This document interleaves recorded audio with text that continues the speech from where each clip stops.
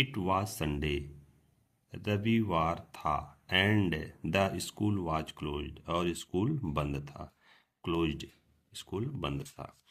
Gayatri was very excited, Gayatri बहुत उत्साहित थी। सी वाज गोइंग, वह जा रही थी, फिशिंग, मछली पकड़ने के लिए, इन द सी, समुद्र में, विद हर फादर, अपने पिताजी के साथ। वह अपने पिताजी के साथ समुद्र में मछली पकड़ने के लिए जा रहे थे। Gayatri's father was a fisherman, Gayatri के पिताजी एक मछुआरे थे। एवरी डे, प्रत्येक दिन, he went out fishing to the sea, प्रत्येक दिन वह समुद्र में मछली पकड़ने के लिए जाते थे। ही हैड प्रॉमिस्ड, वह वादा कर चुके थे, वादा किए थे, गायत्री से, वह गायत्री से वादा किए थे, that he would teach her fishing, कि वह उसे मछली पकड़ना सिखाएंगे।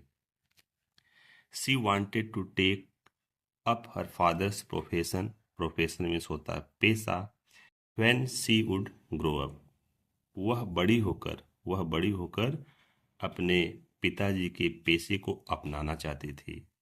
As Gayatri was tying her shoelaces, जब गायत्री अपने फीते को बांध रही थी, सी हर्ड, वह सुनी, अ न्यूज, एक खबर सुनी, ब्रॉडकास्ट ऑन रेडियो, वह रेडियो पर एक खबर सुनी, ए साइक्लोनिक तूफान, ए साइक्लोनिक स्टॉर्म, स्टॉर्म मीन्स होता है तूफान, साइक्लोनिक मीन्स होता है चक्रवात, एक चक्रवाती तूफान was expected to hit the village within the next 24 hours, अगले 24 घंटे में उसके गांव में चक्रवाती तूफान आने की संभावना थी। सी न्यू, वह जानती थी, that the cyclone would bring strong winds, heavy rains and high tides in the sea.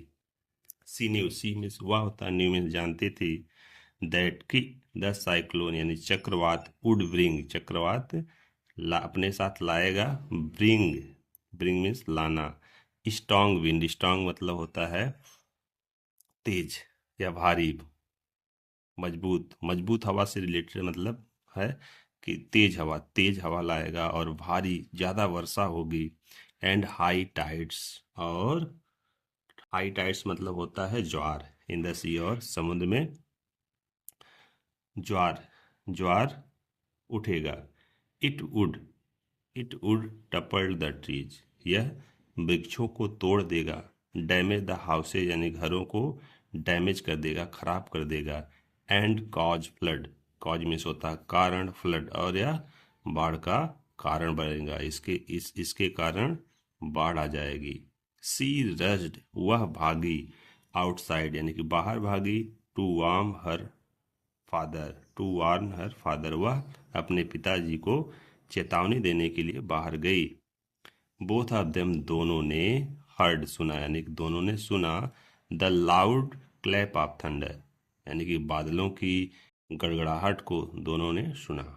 Big drops of rain started falling, big, big means बड़ा, ड्रॉप्स मीन्स होता है पानी की बूंदे, ऑफ रेंस, रेंस मतलब वर्षा, यानी कि वर्षा की बड़ी बड़ी बूंदे, वर्षा की बड़ी बूंदे गिरना शुरू हो गई। They could see, they could see the waves of the sea rising higher and higher, वे समुद्र में उठते हुए लहरों को ऊंचाइयों तक देख सकते थे। दे कुड सी, वे देख सकते थे, द वेव्स, वेव्स मतलब थे लहरें, ऑफ द सी यानी कि समुद्र की लहरों को, राइजिंग मतलब उठते हुए, हायर एंड हायर यानी कि ऊंचाइयों तक उठते हुए देख सकते थे। It was late in the evening, एकदम शाम का समय था। The cyclone had hit the areas, cyclone क्षेत्र में आ चुका था। It had been, it had been raining continuously, लगातार वर्षा हो रही थी। Flood water had already entered Gayatri's house, flood water यानी कि बाढ़ का पानी गायत्री के घर में पहुंच चुका था। She had placed, she had placed, वह रख चुकी थी, प्लेस्ड मतलब होता है रखना, all the small house hold item यानी कि घर के छोटे छोटे सामानों को वह रख चुकी थी, जैसे भोजन, आर्टिकल्स, आर्टिकल्स में छोटे छोटे चीज़ें, बर्तन, कैंडल्स यानी कि मोमबत्ती, बर्तन, मोमबत्ती और मैच बॉक्सेस यानी कि माचिस की डिबिया को, एंड अदर आर्टिकल्स या अन्य छोटे छोटे चीज़ों को वह रख चुकी थी। किस पर रख चुकी थी? ऑन बेड यानी कि बेड के ऊपर, टेबल के ऊपर और चेयर के ऊपर, बेड, टेबल और चेयर के ऊपर रख चुकी थी। बाय द मॉर्निंग यानी बाय द मॉर्निंग का मतलब है सुबह तक, अ लॉट ऑफ वाटर, ढेर सारा पानी हैड इंटर्ड द हाउस, घर में प्रवेश कर चुका था। सुबह तक ढेर सारा पानी घर के अंदर आ चुका था।